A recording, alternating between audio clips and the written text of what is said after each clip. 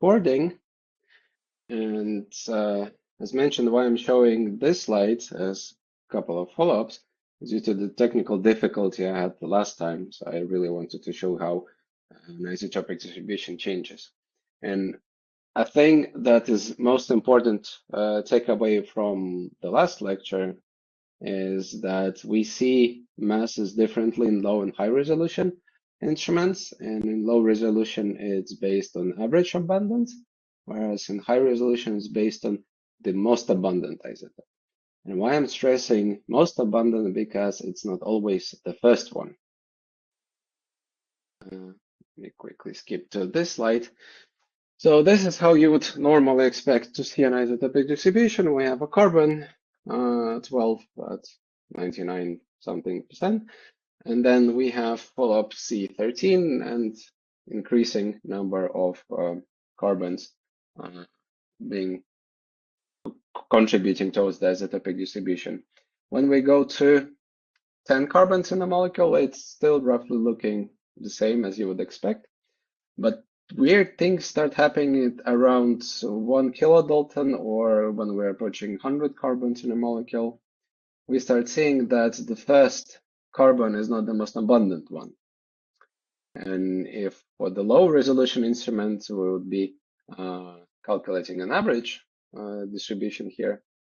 For high resolution, we would be calculating monoisotopic mass, which would be calculated for this one most abundant.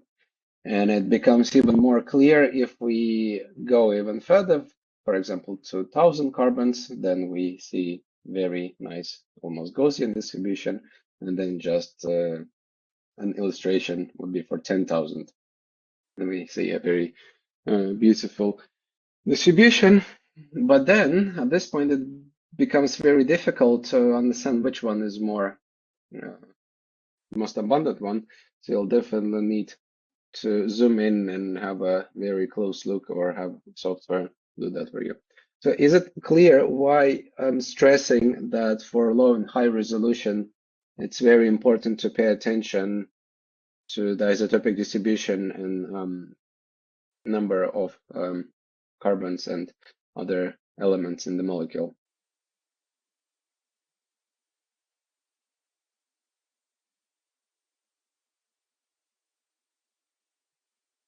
Because this is likely to be a question on the exam that you might be asked whether it's the average or the most abundant isotope that you take for calculating either or low or high resolution mass. Okay, that's that then. That's I wanted to show. Let's go to the topic of today's lecture, being ion mobility and isotope ratio mass. Today's lecture is going to be even shorter, but it's all in preparation for the last one that should be a little bit more extended one, and we'll be cumulatively discussing benefits and drawbacks of combining everything into data acquisition and processing of the data with high resolution, because it's somewhat more different than it comes to low resolution instruments. So those of you who've been to the forensic course already to an extent are familiar with ion mobility. That's an electrophoretic gas-based mobility separation of ions in a buffer gas. Those gases can be different, but most than not nitrogen is used due to its availability and price.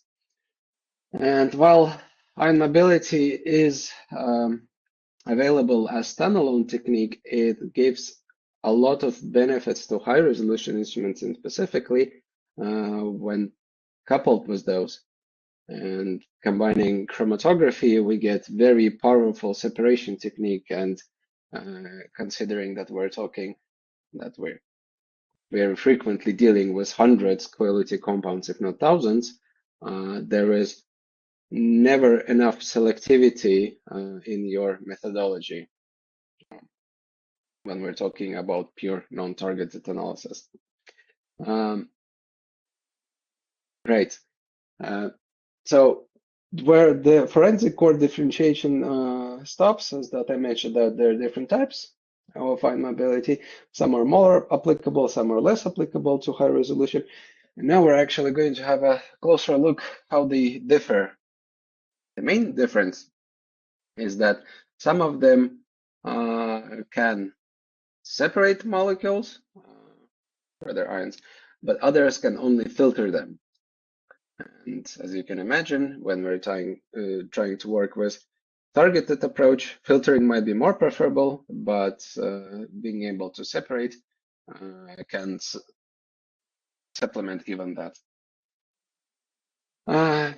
So when coupling to mass spectrometry, we need to take into the consideration that everything is happening in time domain. So we have chromatography that is happening on time scale of milliseconds to seconds. When we're talking about gas chromatography, it's hundreds of milliseconds, and we're talking about very advanced UHPLC separations that can be in low single digit seconds, like 3-5 seconds is not unheard of these days. Then we're talking high resolution instruments, and if you remember that Fourier transform based instruments that gain the resolution the longer they acquire the data, they're operating on a seconds time scale, so it would be rather difficult to acquire maximum resolution data at a significantly high acquisition rate,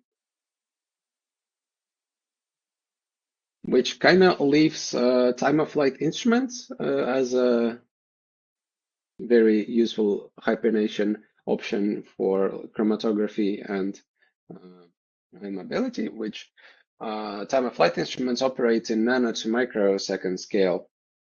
And normally in mobility, the ones that are allowing us to measure drift time, they're operating between micro and milliseconds.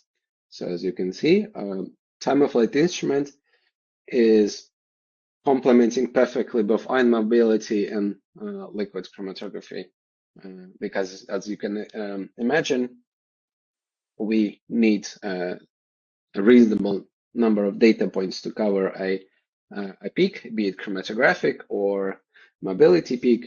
And then if we have 1 second peak in chromatography, then we should have at the very least 10 points in ion mobility for integration. And then we need to have at least 100 data points in time of flight for that peak to be properly integrated. And if we're talking about orbit trap or ICR, then their slow scan speed doesn't really allow it to properly implement advanced ion mobility techniques. And if you remember from the very end of last presentation that orbit trap has been hybridized. One of the ways was ion trap, and most recently a TOF. And it would be very interesting to see this developing because at the moment it's purely designed to acquire MSMS data, but in the future it won't be unrealistic to expect that it will be further developed to be able to acquire data quickly in order to allow proper implementation of ion mobility, because currently that's the main limitation for those kinds of instruments. And when we're talking coupling of ion mobility, then in the literature you can quite frequently come up with the term 4D data, that first dimension is being the signal intensity, as with any detector. Then we're coupling, as sample being injected, chromatographic separation that is being followed by ion mobility separation, and then acquisition with mass spec.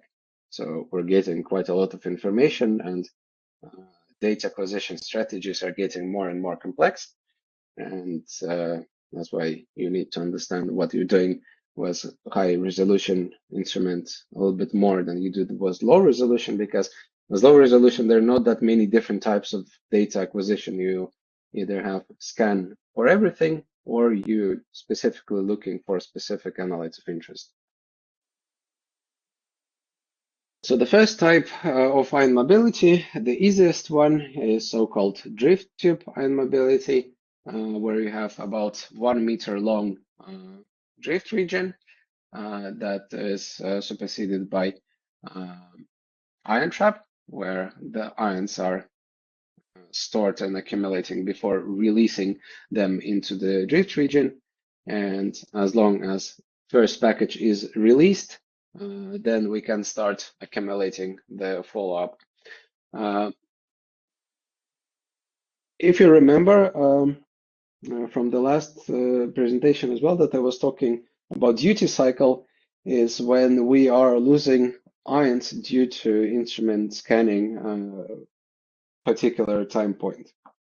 And mobility instruments tend to improve duty cycle due to introducing a trap, like all time resolving instruments have an ion trap or some kind of ion processor that accumulates ions before storing. So it's not an advanced ion trap that would be able to filter, it's just for storage and releasing the ions into the mobility region.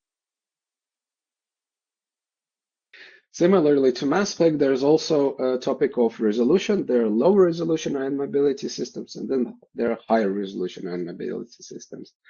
If around 10 to 15,000 is the entry level for high resolution instruments, then for ion mobility, the value is around 200 of squared Armstrong to delta square Armstrong. There are also different ways how ion mobility can be derived in terms of collisional cross-section. If we go to previous slide once again. Collisional cross-section is a physical value of ion that doesn't depend on chromatography or any external factors, except for the adduct. Imagine that you take an ion in a gas phase and rotate it around its central axis in all possible directions, then it will create a sphere. And then if we cut this sphere a half, the cross-section of the circle that will be created by cutting it in half is the collisional cross-section, and it's typically expressed in square Armstrong. And drift tube is first so-called fundamental ion mobility because using the magnetic field, we can actually calculate collisional cross-section. Whereas with our other instruments, we're calibrating the mobility device to give accurate results so that when we're ejecting the unknowns, we can calculate it back.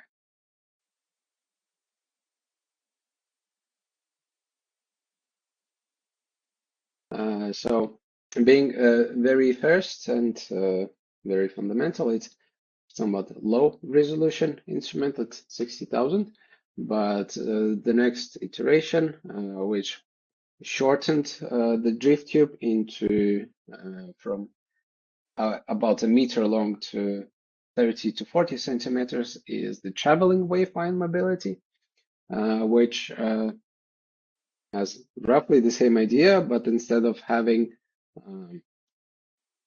static electric field, it's creating so-called electromagnetic waves that the ions being released into this region, they experience rollover effect. So the ions with higher mobility will tend to travel further with each wave, and ions with lower mobility will experience more resistance and will travel less with each wave. So imagine a situation on a beach with sea waves, and you have balls of different sizes rolling around in the waves. And you would be able to see roughly the same pattern of behavior that a smaller ball would arrive at the beach way faster than a larger one. Resolution is around 40 delta Armstrong to square Armstrong, but at the same time, the ability to squeeze the whole region into the 40 centimeter allows to create somewhat complex instrument compared to the drift tube mass analyzers that basically you need to extend the length of an instrument by at least 1 meter. The next of the basic ion mobility separations is trapped ion mobility. which operates at slightly different principle. Instead of releasing and observing the mobility based on them traveling through the gas based on the electric field, here we're trapping the ions, as the name suggests, trapping ion mobility. And the trapping is occurring due to having a gate here that is created with DC voltage. We basically increase the gate, and then ions with that are deflected more by the gas towards the mass analyzer would traverse this gate way easier than the ones that are not as much affected by the gas. So if with all other instruments the gas is static, here the gas, the mobility gas is blowing into this direction. It's blowing towards the mass analyzer, and we're basically trying to stop ions and prevent from being pushed into the mass analyzer, and hence elution order would be reversed compared to previous two.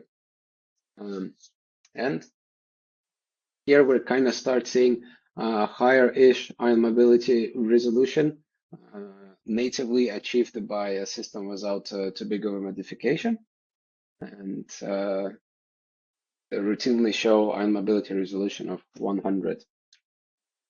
However,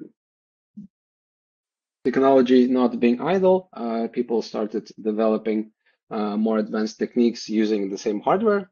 And one of the easiest ways how to achieve that is to use more advanced release algorithms. So similarly with time of flight, that if you randomly push ions into the mass analyzers, the faster traveling ions can start catching up with the slower traveling ions.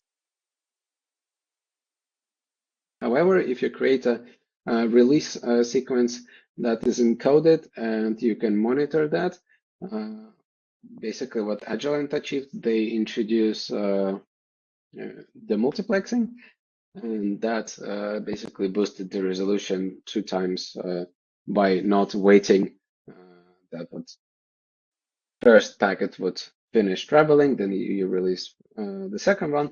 They're starting releasing the second one while the first one was still being separated. And interestingly, that indeed allowed to increase the resolution. When it comes to traveling wave ion mobility, similarly to other types, that if you increase the length of the mobility region, then you increase the resolution. However, going from 40 centimeters with resolution of 40 to a circular configuration with the total length of about 1 meter, that didn't dramatically increase the resolution of a single pass from 40 to around 60. However, with this instrument, that can be done multiple times. And they've been showing that you can achieve resolution approaching 1,000. And at the moment, this is one of the highest resolving instruments. However, you need to keep in mind that as the ions are traveling in the gas, they're prone to collisions. And when you do that way too much, you lose ions and you lose sensitivity. However, every single pass in this mass analyzer results typically in 2% of loss of ions. So if you want absolutely maximum resolution, this might not be the best ion mobility device. However, if you want maximum ion mobility resolution when you're, for example, working with isobaric compounds or isomers, this is a way to go, in my opinion. Another iteration of traveling wave ion mobility that has been quite recent and been gaining popularity is basically squeezing the same concept into printed PCB, that you have 2 configurations when it's just 1 meter straight path for the ions. It's for regular analysis, but if you want to achieve higher resolution, you can send the ions to travel all the maze of the tones. And instead of traveling with fine mobility that I showed previously that uses ringed electrons, this is just using printed circuit board.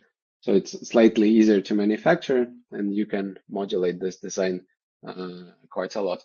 Also, a benefit of this one that it can be installed retroactively into a system as an add-on in front of between on ion source and the front optics, supplementing instrument, and it's quite economical and a reasonable way how to improve your instrument performance.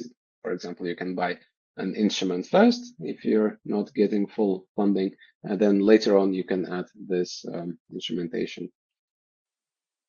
And while initial results were showing resolution of over 200, now they're actually claiming that they routinely achieve 300s without breaking a sweat. So it's quite a powerful addition to your chromatography. However, what needs to be taken account that traveling all this path takes quite a long time. It's 30 meters, and that reduces the chromatographic coverage because the one path through 30-meter length takes about a second. So there is also a question, how easily can you cover your chromatographic separation with sufficient data points?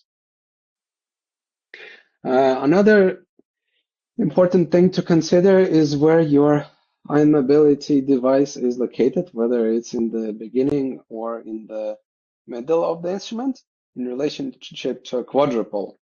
Because while we can rely on ion mobility as much as we want, as mentioned before, always there's not enough selectivity, and the quadrupole can be easily used as an extra tool to boost specificity by allowing just a certain mass to charge ratio of interest. So, for example, if we want to get absolutely maximum coverage and acquire as much data as possible, then having ion mobility in the very front of the instrument would be preferable. Then we can follow up with a quadrupole for fragmentation or further isolation. However, if we want to analyze and elucidate a compound of interest very, very specifically, very specific mass to charge ratio, for example, if there's a pair of isomers that chromatography won't be able to separate, nor the mass spec would be able to separate.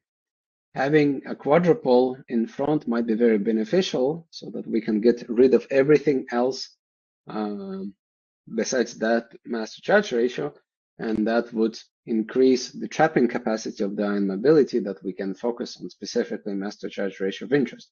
Because if you remember from the previous lecture, space charge effects can have very detrimental effects if we're putting everything into a confined space with charges, they start repelling.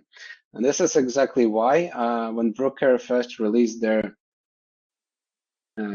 trapped ion mobility device, they very quickly ran into a problem that they started seeing this space charge effect.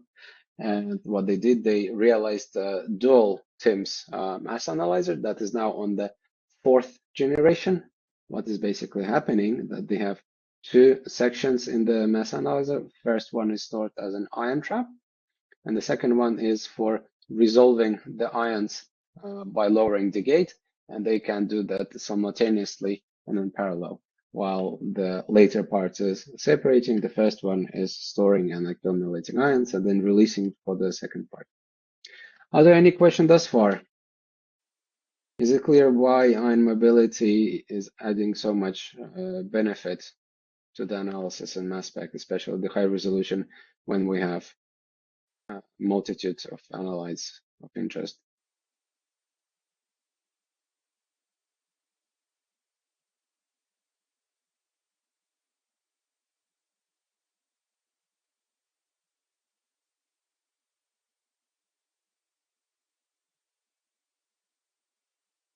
Is it clear or is it not clear?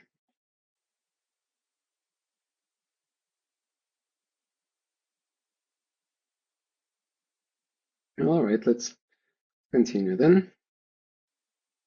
Now, we just talked about the ion mobility that allows us to separate ions in time. But also, I mentioned that there are two types that allow to filter ions by basically either letting some of them pass or not letting them pass. So it won't be possible to acquire collisional cross-section, which would have been very beneficial. But what we can do is we can still boost performance of mass spectrometer. And in this case, it's not all that crucial whether it's high resolution or low resolution because it's just an extra filter. So similarly to a quadrupole, it's just would be using a different principle of filtering compounds of interest. And there are two main ones. There is differential mass spectrometry, and then there is field asymmetric ion mobility, so separation. And the main difference between those two, that first one is just planar. It's a pair of electrodes that uses alternating radio frequency that is offsetting from zero in one direction, and it would just allow one of selected frequencies of ions to pass to the detector towards either quadrupole or high resolution aspect. Similarly, FAMES, it's just a little bit more advanced design of differential mobility spectrometry when we have either bending ions closer to the inner electrode or the outer electrode, and only those that are stable will be passing through the analyzer. There are very interesting implications of using this one, and as mentioned before, while field Fourier transform instruments are slow and they cannot really benefit from using time-resolved ion mobility, they can quite effectively benefit from spatial resolution ion mobility. And on Orbitrap, for example, very famous implementation of field asymmetric ion mobility spectrometry for increasing of proteomic coverage is leveraging the operational principle that not only we can deflect ions of interest, rather keeping ions of interest intact than getting rid of everything else, but in this application, what can be done is that we can play the same game with the charges, because in proteomic experiments, typically we're not interested in ions that are singly charged. Those are typically considered as contamination or peptides of no interest, and we're looking at multiply charged species. So what can be done that those voltages can be implemented that they would let no singly charged ions through at all, and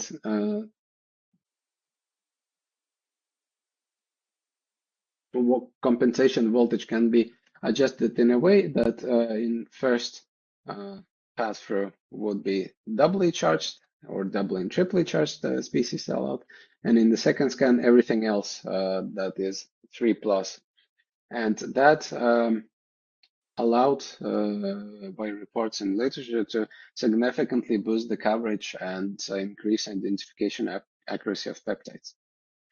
Moreover, I mentioned that ion mobility is applicable not only to high resolution but to low resolution because SciEx quite famously released their platform for lipidomics, and ion mobility can be used to selectively let lipid ions of interest that can be tuned specifically with the location of the double bond, because the biggest problem in the lipidomics is analysis of double bond locations.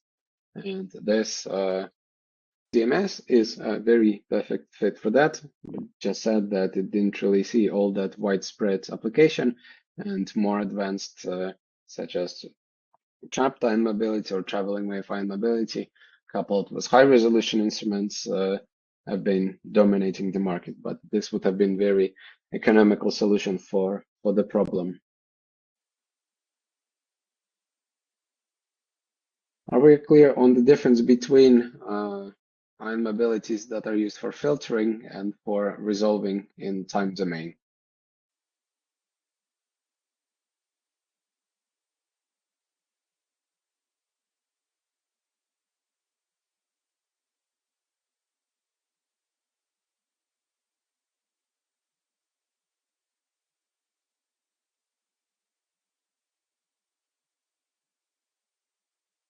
And it will make even more sense when we talk about data processing because you can process those differently to achieve quite nice and different results. But good to hear that there's some conversation. Now, when we're putting all we learned about ion mobility as a summary, um, what it allows us to achieve is, first of all, we can improve the quantification performance, i.e., we can achieve better signal to noise ratio and identify more compounds due to increased peak capacity, because not only we have typically chromatographic separation, then we have fine mobility separation, then we have high resolution separation, all in scaled time domain. But also the benefit of fine mobility that when we're looking for identifying a particular compound, what we can apply retention time window, we can apply drift time window, and then mass to charge, and that will dramatically reduce the noise that we see, especially in the fragmentation spectra, uh, because only ions that exist in that particular retention time at that particular drift time can be associated with the precursor ion. But also using ion mobility as identification qualifier has been becoming a very popular um, tool in last decade or so. When collision or cross section doesn't depend on type of chromatography used, only on type of the ion, uh, and it can be equally well used as, for example, as retention time as factor towards qualification that that particular unknown compound is the one that we're actually looking for. And from my own personal experience working with ion mobility, it gives you a great peace of mind being sure that what you're trying to suggest that you have just identified is actually what it is. And as a short summary table, talking about the different ion mobilities, there are three major ones that give us the CCS values, collisional cross sections. And then there are two other ones that are just used as a pre-filters before MS to improve the results. Main difference being that drift time and traveling wave fine mobility uh, have different analyte elution order compared to the trap time mobility due to the physics of the separation. But all of them are giving us a comprehensive operation mode that we can use mobility spectra for further improving our data analysis. Whereas the FAMES and DMS are just used as pre-filters, which can be very beneficial for targeted analysis. But if you know what you're doing, it can also supplement the non-targeted approach. And the biggest benefit of the later two that there can quite easily be added to an instrument as a later on update. Any questions about ion mobility in general? Because now we're going to move towards the next topic.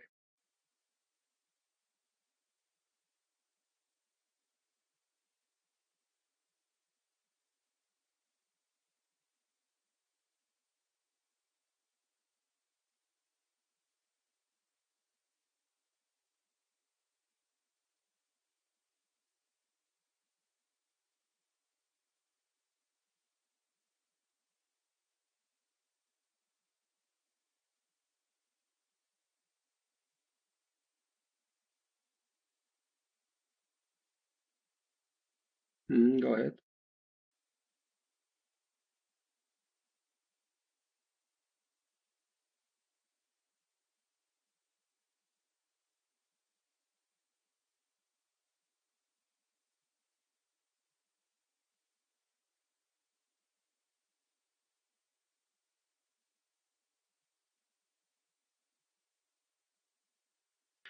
Uh, yes and no.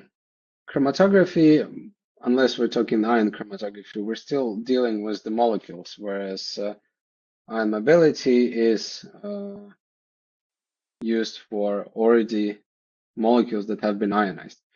But technically speaking, it's exactly the same principle that we have interaction between ion or a molecule with something that resists it traveling.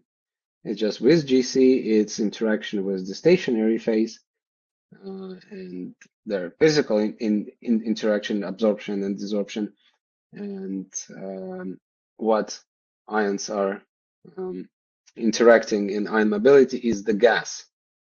So with GC, the gas is pushing through, uh, similarly to trapped ion mobility.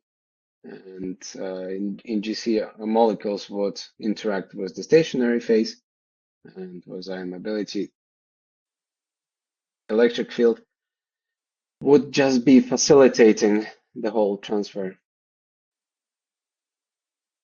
Does that make sense? But yet, technically, it is a valid parallel. It's all serving the same point of resolving ions or molecules and to increase peak capacity and identification performance.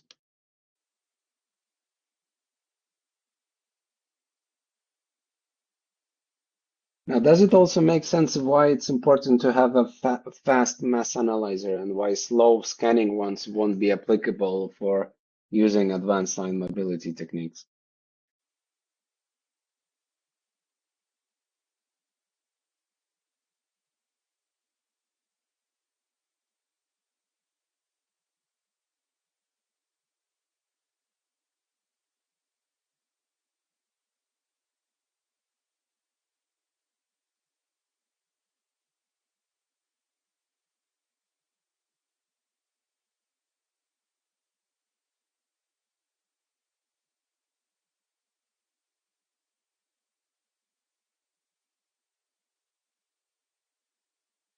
Well, not small per se, but it's very fast, similarly to chromatography. And then if we need to cover multiple data points in chromatography with X amount of points with ion mobility, and then we need to cover every single that data point with mass spec data point, then we're talking about at the very least 100 data points per second uh, that we should be covering with mass spec. And time of flight instruments that are scanning at 10,000 times per second are capable of doing just that. However, Fourier transform based instruments that base case scenario can scan at 20 scans a second, but at very low resolution. They're losing resolution with increase of acquisition speed. Uh, then we're kind of losing the whole point of using it as a high resolution instrument.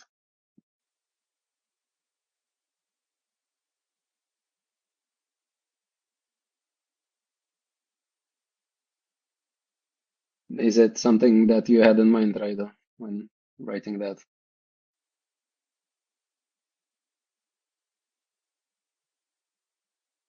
Okay, just then same thing, different wording. And as mentioned, this lecture is going to be very short. We're going to quickly have a look at isotope ratio mass spectrometry. It's standing somewhat on its own. It's a specialist type of mass spectrometry that is specified on very accurately measuring the isotope distribution of isotope mixtures. As we introduced, that they're naturally occurring isotopes being stable or not stable, and isotope ratio specifically is referring to the stable isotope ratios. So for example, when we're looking at distribution of carbon, it's about 99% of carbon 12 to 1% of carbon 13. And isotope ratio mass spectrometry would be looking at measuring third or even fourth decimal place of this percentage. The more complex molecules get, the more different isotopes there will be present, and the more interesting the analysis gets. Why it's all relevant and useful? You would imagine that there might be very limited application of what it can be used for, but in reality, it's very applicable to biological samples, specifically when different organisms utilize CO2 differently. There would be some plants that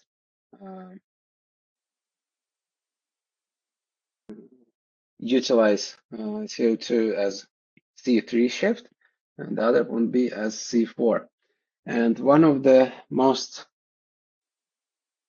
famous applications of isotope ratio MS is authentication of honey, because honey would be produced as C3, and what it's commonly spiked with is a corn syrup, which is C4. So we would be able to see the difference between authentic honey, which would be mostly C3 ratio, and if it's unauthentic, then we'll see a spike of C4 as well. And the C3 and C4 is basically a calculation of isotopic distribution between C13 and C12 in reference to this widely used and widely acceptable standard. And it's very close to normal C13. And any deviation from that, we'll see that it will be quite dramatically different. There are two main flavors of isotope ratio MS. Then there's a standalone elemental analysis, so-called, which would be just ionizing the whole sample entirely, and we won't be able to have any chromatographic separation with that, so we'll be analyzing sample as a whole. And then there is GC-based combustion isotope ratio MS. I believe that's the one that we have somewhere on the floor as well in the archaeological department. This is limited to thermally stable and volatile compounds, but if those are the ones that we're analyzing, it would be quite beneficial to have chromatographic separation that we can analyze sample components one by one. And if you remember from the previous one, a magnetic sector being phased out, this is typically these days done on quadrupole-based instruments, but for higher accuracy, you still can have even low resolution magnetic sector instruments. And the benefit of that you can have, as mentioned, detector per every channel separately. So this is all when it comes to stable isotopes, but there's also unstable isotopes that can be analyzed by this big monstrosity called accelerator mass spectrometry, which is typically used for carbon dating. It can date up to 50,000 years, and the main principle, what is using that ratio between C12 and C14 in living organisms remains stable, but right after the death, C14 starts decaying. And we can check the ratio between live organism and a deceased one, and calculate how long the organ has been dead for. If in case of isotope ratio, we're interested in C13 and C12, here we're interested in ratio between C14 and C12.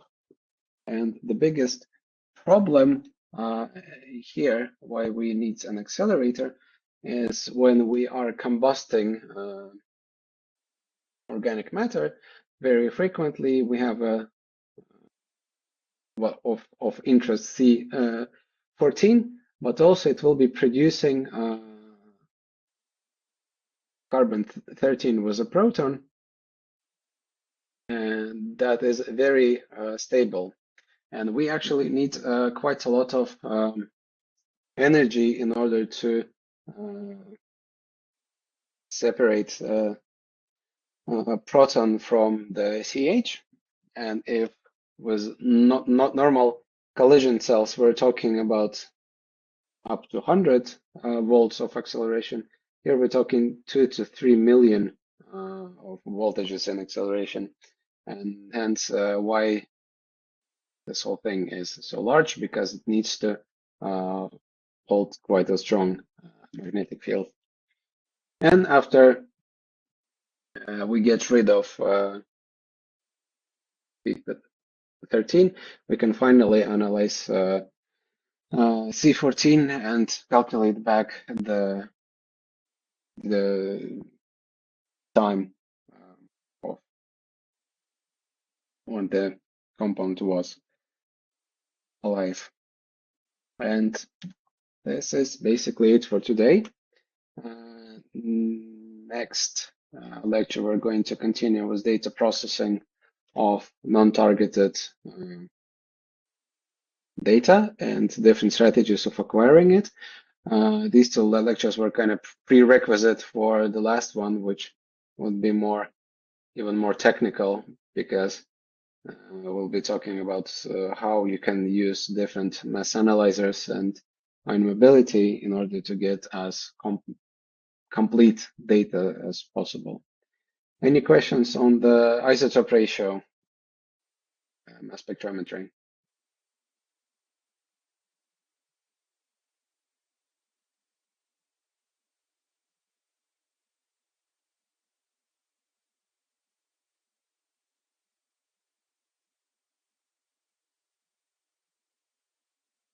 Main point to take away from isotope ratio is that one is used for stable, the other one for non-stable isotopes, and non-stable are used for carbon dating, and the stable ones are used for differentiating between different species and how they process CO2.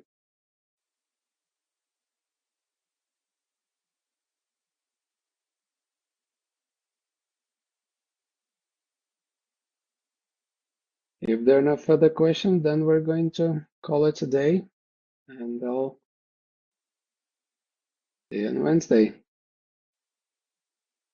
unless there are some questions. I'm still here to answer any follow-ups. Thank you.